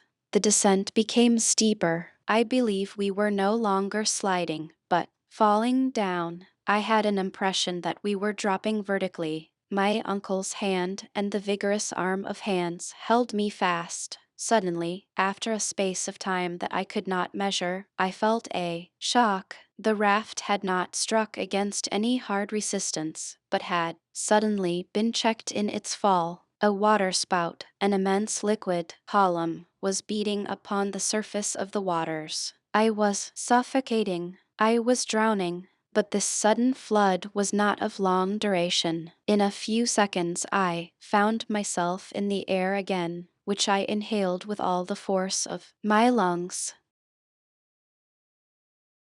Chapter Roman 42. Headlong speed upward through the horrors of darkness. It may have been, as I guessed, about 10 at night. The first of my senses, which came into play after this last bout, was that of hearing. All at once I could hear, and it was a real exercise of the sense of hearing. I could hear the silence in the gallery after the din, which for hours had stunned me. At last these words of my uncle's came to me like a vague murmuring. "We are going up." "What do you mean?" I cried. "Yes, we are going up, up." I stretched out my arm. I touched the wall and drew back my hand, bleeding. We were ascending with extreme rapidity. The torch, cried the professor. Not without difficulty Hans succeeded in lighting the torch, and the flame, preserving its upward tendency, threw enough light to show us what kind of a place we were in. "Just as I thought," said the professor. "We are in a tunnel not 24 feet in diameter." The water had reached the bottom of the gulf. It is now rising to its level and carrying us with it. Where to? I cannot tell, but we must be ready for anything. We are mounting at a speed which seems to me of 14 feet in a second, or 10 miles an hour. At this rate we shall get on. Yes, if nothing stops us, if this well has an aperture. But suppose it to be stopped. If the air is condensed by the pressure of this column of water, we shall be crushed. "Axel," replied the professor with perfect coolness, "our situation is almost desperate, but there are some chances of deliverance, and it is these that I am considering. If at every instant we may perish, so at every instant we may be saved. Let us then be prepared to seize upon the smallest advantage. But what shall we do now? Recruit our strength by eating." At these words I fixed a haggard eye upon my uncle. That which I had been so unwilling to confess at last had to be told. "Eat, did you say?" "Yes, at once." The professor added a few words in Danish, but Hans shook his head mournfully. "What?" cried my uncle. "Have we lost our provisions?" "Yes, here is all we have left. 1 bit of salt meat for the 3. My uncle stared at me as if he could not understand. "Well," said I, "do you think we have any chance of being saved?" My question was unanswered. An hour passed away. I began to feel the pangs of a violent hunger. My companions were suffering too, and not one of us dared touch this wretched remnant of our goodly store. But now we were mounting up with excessive speed. Sometimes the air would cut our breath short, as is experienced by aeronauts ascending too rapidly. But whilst they suffer from cold in proportion to their rise, we were beginning to feel a contrary effect. The heat was increasing in a manner to cause us the most fearful anxiety, and certainly the temperature was at this moment at the height of 100. What could be the meaning of such a change? Up to this time facts had supported the theories of Davy and of Liedenbrock. Until now, particular conditions of non-conducting rocks, electricity and magnetism had tempered the laws of nature, giving us only a moderately warm climate, for the theory of a central fire remained in my estimation the only one that was true and explicable. Were we then turning back to where the phenomena of central heat ruled in all their rigor and would reduce the most refractory rocks to the state of a molten liquid? I feared this and said to the professor, if we are neither drowned nor shattered to pieces nor starved to death, there is still the chance that we may be burned alive and reduced to ashes. At this he shrugged his shoulders and returned to his thoughts. Another hour passed, and except some slight increase in the temperature, nothing new had happened. Come, said he, we must determine upon something. Determine on what? Said I. Yes, we must recruit our strength by carefully rationing ourselves, and so prolong our existence by a few hours.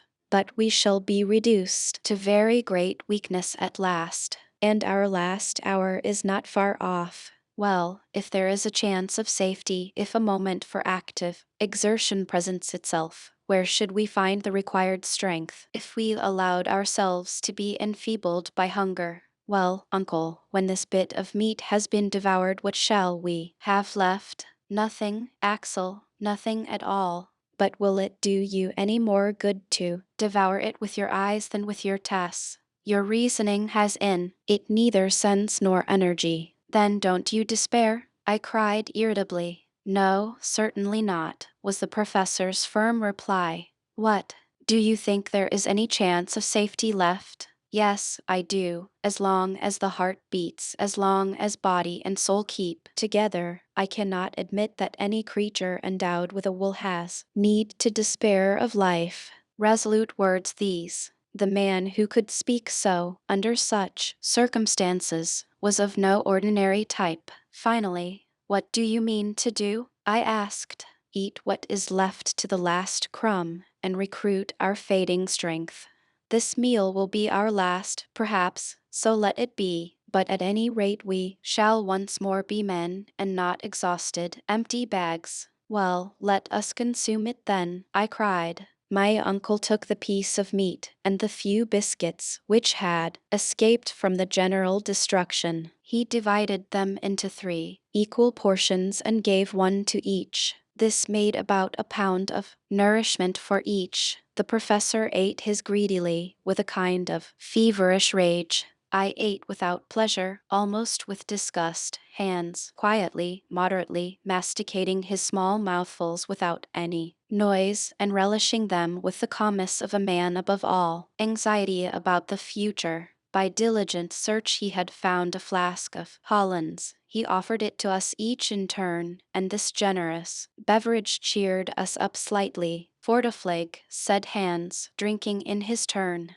Excellent, replied my uncle. A glimpse of hope had returned, although without cause. But our last meal was over, and it was now 5 in the morning. Man is so constituted that health is a purely negative state. Hunger once satisfied, it is difficult for a man to imagine the horrors of starvation. They cannot be understood without being felt. Therefore it was that after our long fast these few mouthfuls of meat and biscuit made us triumph over our past agonies. But as soon as the meal was done, we each of us fell deep into thought. What was Hans thinking of?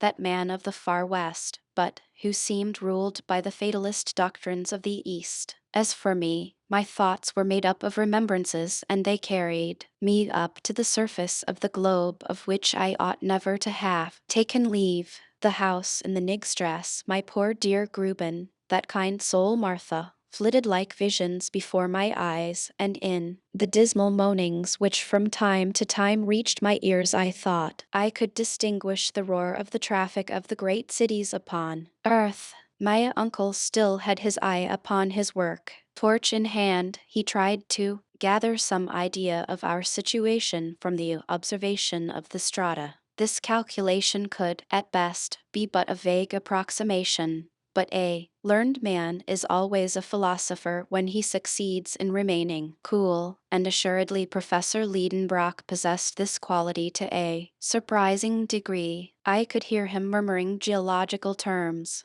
I could understand them, and in spite of myself I felt interested in this last geological study. Eruptive granite, he was saying. We are still in the primitive period.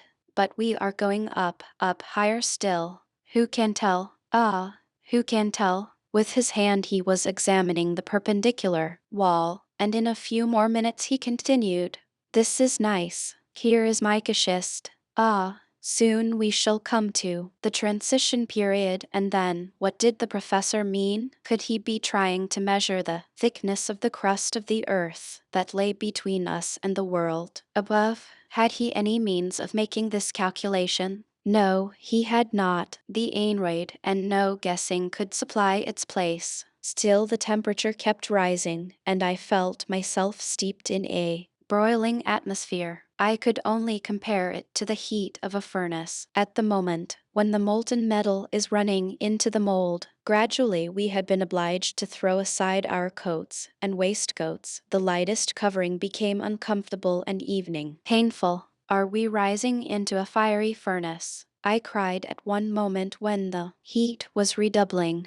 No, replied my uncle, that is impossible, quite impossible. Yet, I answered, feeling the wall, this well is burning hot. At the same moment, touching the water, I had to withdraw my hand in haste. The water is scalding, I cried. This time the professor's only answer was an angry gesture. Then an unconquerable terror seized upon me, from which I could no longer get free. I felt that a catastrophe was approaching before which the boldest spirit must quail. A dim, vague notion laid hold of my mind, but which was fast hardening into certainty. I tried to repel it, but it would return. I dared not express it in plain terms. Yet a few involuntary observations confirmed me in my view. By the flickering light of the torch I could distinguish contortions in the granite beds. A phenomenon was unfolding in which electricity would play the principal part. Then this unbearable heat, this boiling water. I consulted the compass. The compass had lost its properties.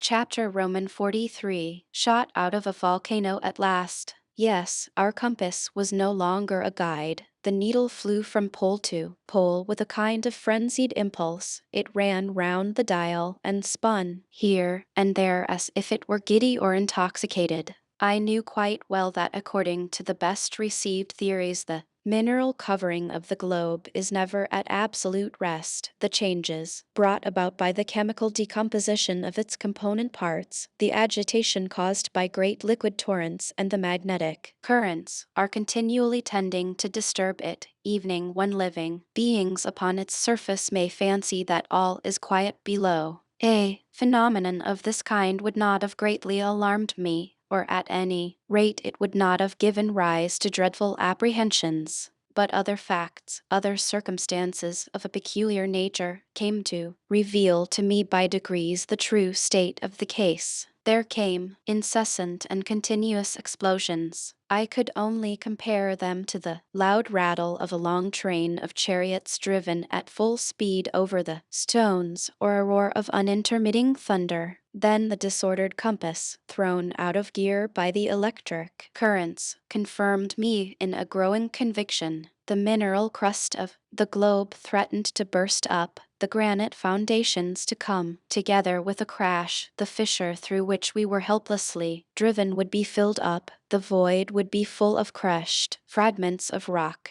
and we poor wretched mortals were to be buried and annihilated in this dreadful consummation. My uncle, I cried, we are lost now, utterly lost. What are you in a fright about now? Was the calm rejoinder. What is the matter with you? The matter? Look at those quaking walls. Look at those shivering rocks. Don't you feel the burning heat? Don't you see how the water boils and bubbles? Are you blind to the dense vapors and steam, growing thicker and denser every minute? See this agitated compass needle. It is an earthquake that is threatening us. My undaunted uncle calmly shook his head. Do you think, said he, an earthquake is coming? I do. Well, I think you are mistaken. What? Don't you recognize the symptoms of an earthquake? No, I am looking out for something better. What can you mean? Explain. It is an eruption, Axel. An eruption. Do you mean to affirm that we are running up the shaft of a volcano? I believe we are, said the indomitable professor with an air of perfect self-possession, and it is the best thing that could possibly happen to us under our circumstances. The best thing, was my uncle stark mad? What did the man mean? And what was the use of saying facetious things at a time like this? What? I shouted. Are we being taken up in an eruption? Our fate has flung us here among burning lavas, molten rocks, boiling waters, and all kinds of volcanic matter. We are going to be pitched out, expelled, tossed up, vomited, spit out high into the air, along with fragments of rock, showers of ashes and scoria, in the amid of a towering rush of smoke and flames, and it is the best thing that could happen to us. Yes, replied the professor, eyeing me over his spectacles. I don't see any other way of reaching the surface of the earth. I pass rapidly over the thousand ideas which passed through my mind. My uncle was right, undoubtedly right, and never had he seemed to me more daring and more confirmed in his notions than at this moment, when he was calmly contemplating the chances of being shot out of a volcano. In the meantime up we went. The night passed away in continual ascent. The din and uproar around us became more and more intensified. I was stifled and stunned. I thought my last hour was approaching, and yet imagination is such a strong thing that evening in this supreme hour I was occupied with strange and almost childish speculations. But I was the victim, not the master, of my own thoughts. It was very evident that we were being hurried upward upon the crest of a wave of eruption. Beneath our raft were boiling waters, and under these the more sluggish lava was working its way up in a heated mass, together with shoals of fragments of rock which, when they arrived at the crater, would be dispersed in all directions high and low. We were imprisoned in the shaft or chimney of some volcano. There was no room to doubt of that. But this time, instead of Esenfell, an extinct volcano, we were inside, one in full activity. I wondered, therefore, where could this mountain be, and in what part of the world we were to be shot out. I made no doubt but that it would be in some northern region. Before its disorders set in, the needle had never deviated from that direction. From Cape Saknussemm we had been carried due north for hundreds of leagues. Were we under Iceland again? Were we destined to be thrown up out of Hekla, or by which of the 7 other fiery craters in that island? Within a radius of 500 leagues to the west I remembered under this parallel of latitude only the imperfectly known volcanoes of the northeast coast of America. To the east there was only one in the 80th degree of north latitude, the Eskinjan Mayan Island, not far from Spitzbergen. Certainly there was no lack of craters, and there were some capacious enough to throw out a whole army, but I wanted to know which of them was to serve us for an exit from the inner world. Towards morning the ascending movement became accelerated. If the heat increased instead of diminishing as we approached nearer to the surface of the globe, this effect was due to local causes alone, and those volcanic. The manner of our locomotion left no doubt in my mind. An enormous force, a force of hundreds of atmospheres, generated by the extreme pressure of confined vapors, was driving us irresistibly forward. But to what numberless dangers it exposed us. Soon lurid lights began to penetrate the vertical gallery, which widened as we went up.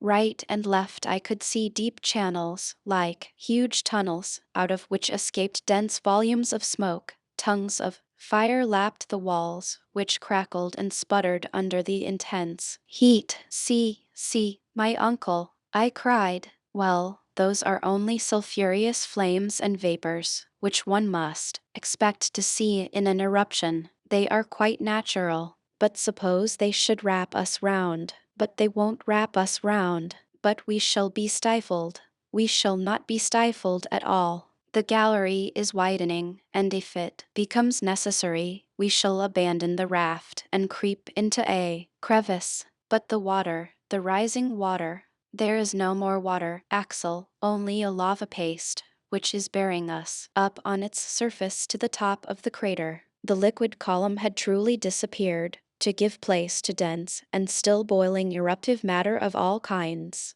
The temperature was becoming unbearable. A thermometer exposed to this atmosphere would have marked 150. The perspiration streamed from my body, but for the rapidity of our ascent we should have been suffocated.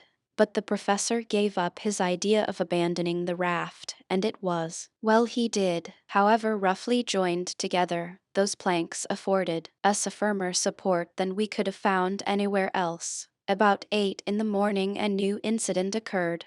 The upward movement ceased. The raft lay motionless. "What is this?" I asked, shaken by this sudden stoppage as if by a shock. "It is a halt," replied my uncle. "Is the eruption checked?" I asked. "I hope not." I rose and tried to look around me. Perhaps the raft itself, stopped in its course by a projection, was staying the volcanic torrent. If this were the case, we should have to release it as soon as possible. But it was not so. The blast of ashes, scoryx, and rubbish had ceased to rise. Has the eruption stopped? I cried. "Ah," said my uncle between his clenched teeth, "you are afraid. But don't alarm yourself. This lull cannot last long. It has lasted now 5 minutes, and in a short time we shall resume our journey to the mouth of the crater." As he spoke, the professor continued to consult his chronometer, and he was again right in his prognostications. The raft was soon hurried and driven forward with a rapid but irregular movement, which lasted about 10 minutes and then stopped again. "Very good," said my uncle. "In 10 minutes more we shall be off again, for our present business lies with an intermittent volcano. It gives us time now and then to take breath."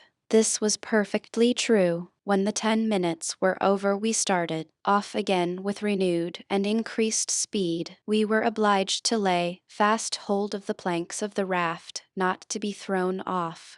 Then again, the paroxysm was over. I have since reflected upon this singular phenomenon without being able to explain it. At any rate, it was clear that we were not in the main shaft of the volcano, but in a lateral gallery where there were felt recurrent tunes of reaction. How often this operation was repeated I cannot say. All I know is that at each fresh impulse we were hurled forward with a greatly increased force, and we seemed as if we were mere projectiles. During the short halts we were stifled with the heat.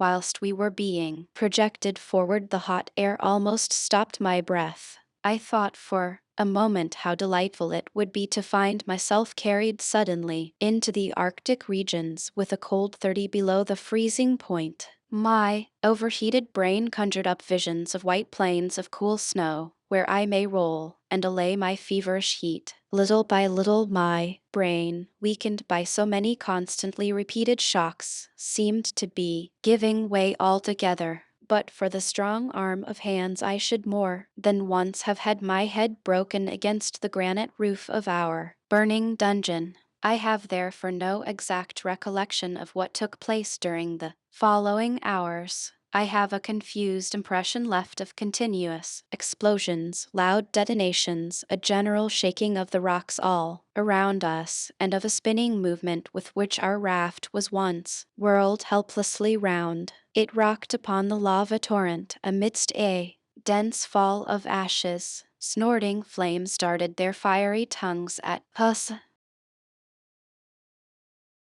Chapter Roman 44. Sunny lands in the blue Mediterranean. When I opened my eyes again I felt myself grasped by the belt with the strong hand of our guide. With the other arm he supported my uncle. I was not seriously hurt, but I was shaken and bruised and battered all over. I found myself lying on the sloping side of a mountain only 2 yards from a gaping gulf, which would have swallowed me up had I leaned at all that way. Hands had saved me from death whilst I lay rolling on the edge of the crater. "Where are we?" asked my uncle irascibly, as if he felt much injured by being landed upon the earth again. The hunter shook his head in token of complete ignorance. Is it Iceland? I asked. Nedge, replied Hans. What? Not Iceland, cried the professor. Hans must be mistaken, I said, raising myself up.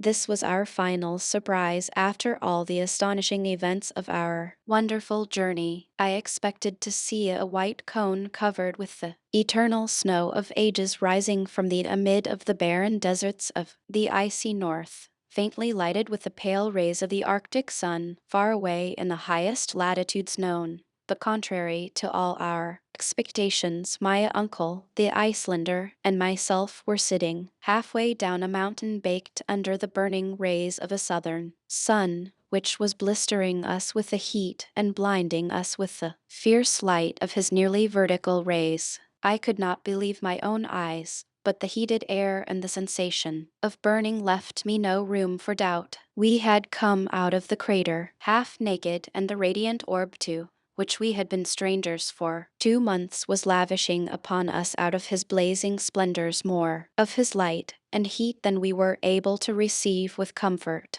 When my eyes had become accustomed to the bright light to which they had been so long strangers, I began to use them to set my imagination right.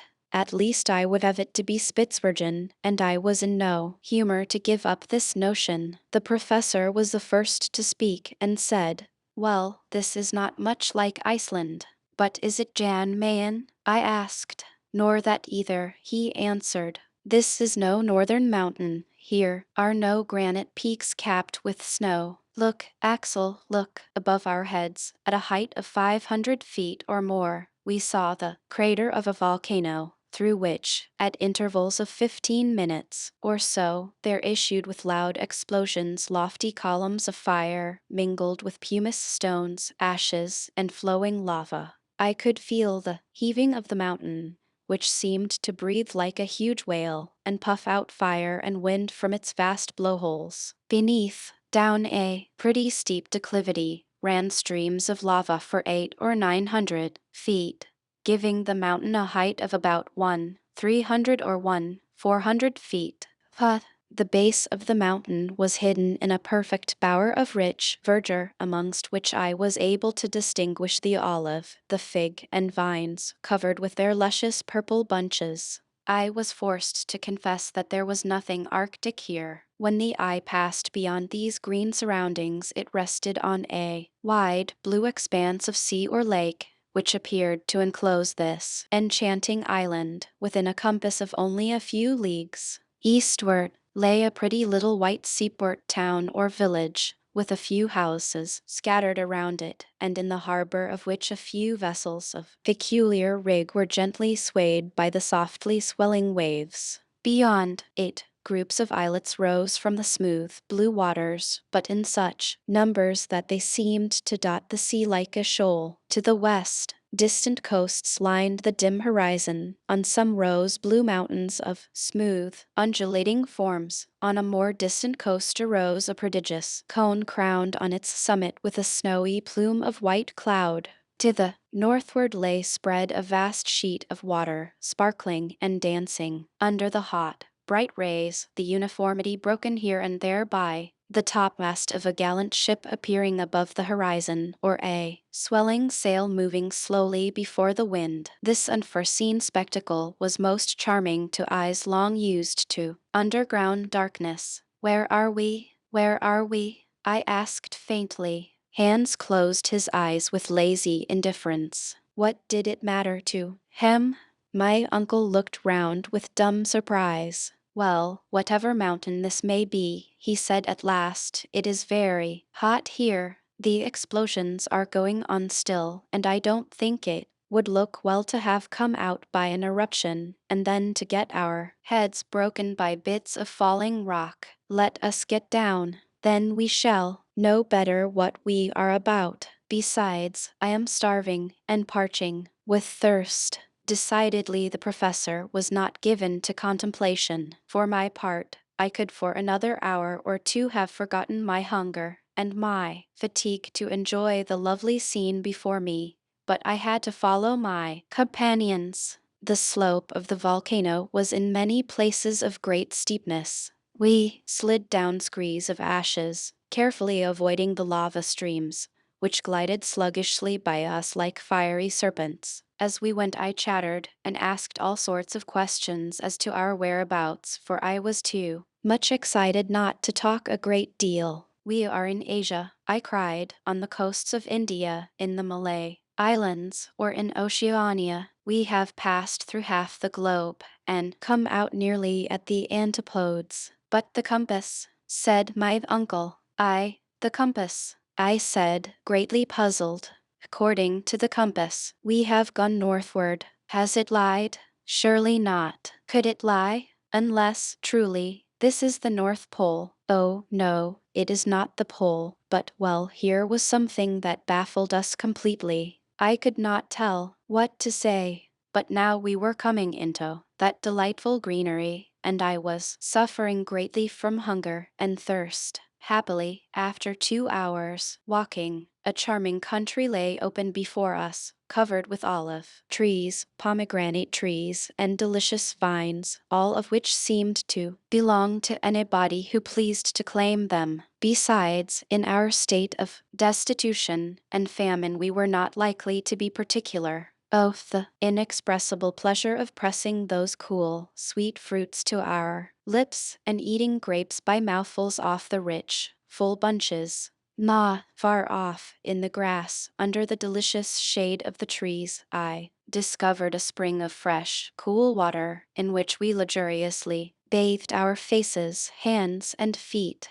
Whilst we were thus enjoying the sweets of repose, a child appeared out of a grove of olive trees. Ah, I cried, here is an inhabitant of this happy land. It was but a poor boy, miserably ill-clad, a sufferer from poverty, and our aspect seemed to alarm him a great deal. In fact, only half clothed, with ragged hair and beards, we were a suspicious-looking party, and if the people of the country knew anything about thieves, we were very likely to frighten them. Just as the poor little wretch was going to take to his heels, hands caught hold of him and brought him to us, kicking and struggling. My uncle began to encourage him as well as he could, and said to him, in good German, was heißt diesen Berg mein Nebelin? Sage mir Jeschwind exclamation. What is this mountain called, my little friend? The child made no answer. Very well, said my uncle. I infer that we are not in Germany. He put the same question in English. We got no forwarder. I was a good deal puzzled. Is the child dumb? Cried the professor, who, proud of his knowledge of many languages, now tried French. Comment appellet unset. Montagny, Mon enfant, silence still. Now let us try Italian, said my uncle, and he said, Dove noi siamo. Yes, where are we? I impatiently repeated, but there was no answer still. Will you speak when you are told? Exclaimed my uncle, shaking the urchin by the ears. Come si noma questa isola, Stromboli, replied the little herdboy, slipping out of Han's hands and scudding into the plain across the olive trees. We were hardly thinking of that. Stromboli. What an effect this unexpected name produced upon my mind. We were in the amid of the Mediterranean Sea, on an island of the Aeolian archipelago, in the ancient Stromae, where Aulus kept the winds and the storms chained up to be let loose at his will. And those distant blue mountains in the east were the mountains of Calabria, and that threatening volcano far away in the south was the fierce Etna. Stromboli, Stromboli, I repeated.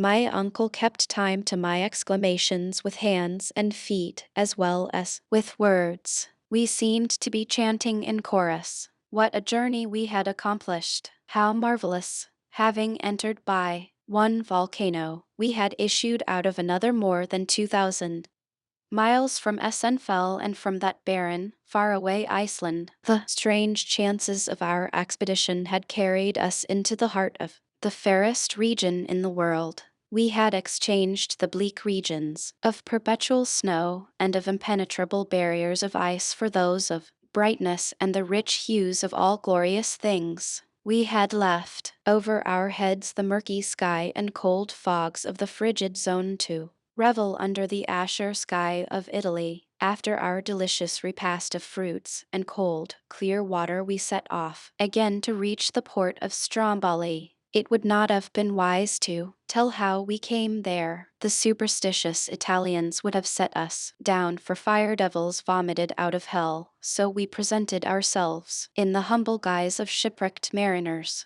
It was not so glorious, but it was safer. On my way I could hear my uncle murmuring, "But the compass, that compass, it pointed due north. How are we to explain that fact?" "My opinion is," I replied disdainfully, "that it is best not to explain it. That is the easiest way to shelve the difficulty." "Truly, sir," the occupant of a professorial chair at the Johannum, unable to explain the reason of a cosmical phenomenon, "why, it would be simply disgraceful." And as he spoke, my uncle, half undressed, in rags, a perfect scarecrow, with his leathern belt around him, settling his spectacles upon his nose and looking learned and imposing, was himself again, the terrible German professor of mineralogy. 1 hour after we had left the grove of olives, we arrived at the little port of San Vincenzo, where Hans claimed his 13 weeks' wages, which was counted out to him with a hearty shaking of hands, all round.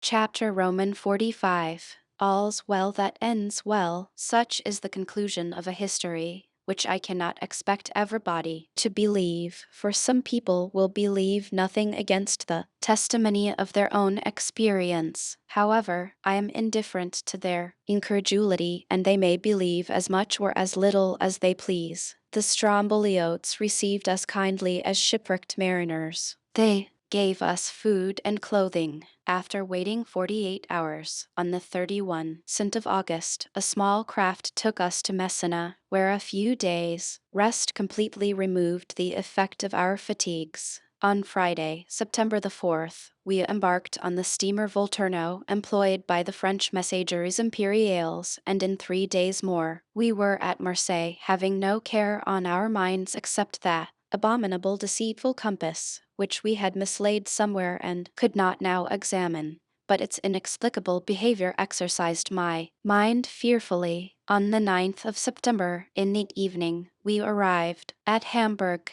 I cannot describe to you the astonishment of Martha or the joy of Gruben. "Now you are a hero, Axel," said to me my blushing fiancé, my betrothed. "You will not leave me again." I looked tenderly upon her, and she smiled through her tears. How can I describe the extraordinary sensation produced by the return of Professor Liedenbrock? Thanks to Martha's ineradicable tattling, the news that the professor had gone to discover a way to the center of the earth had spread over the whole civilized world. People refused to believe it, and when they saw him they would not believe him any the more. Still, the appearance of Hans and sundry pieces of intelligence derived from Iceland tended to shake the confidence of the unbelievers. Then my uncle became a great man, and I was now the nephew of a great man, which is not a privilege to be despised. Hamburg gave a grand fete in our honor. A public audience was given to the professor at the Johannum, at which he told all about our expedition, with only one omission: the unexplained and inexplicable behavior of our compass.